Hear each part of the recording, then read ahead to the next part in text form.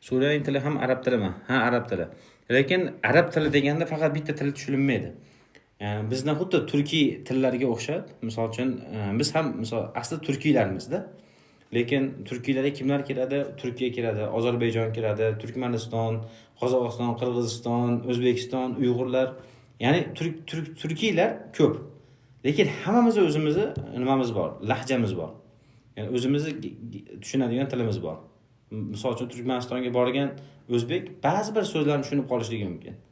Xuddi shunaqa arab tili deganda ham faqat bitta arab tili emas. Suriyani o'zini lahjasi, o'zini gaplashadigan nimasi bor, lahjasi bor, shevasi bor.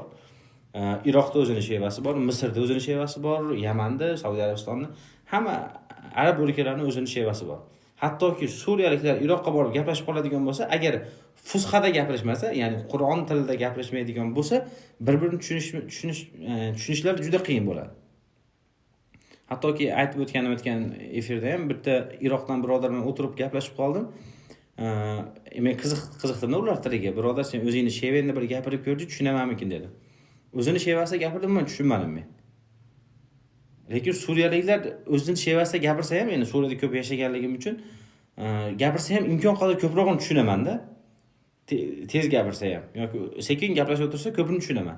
Lekin qattiq tez gapirsa ham ba'zi kalimalarni tushunib qolaman. Lekin iroqliklar oddiy sekin gapiruvni ham tushunmadim. Shu darajada katta bir farq bor ekan shevada.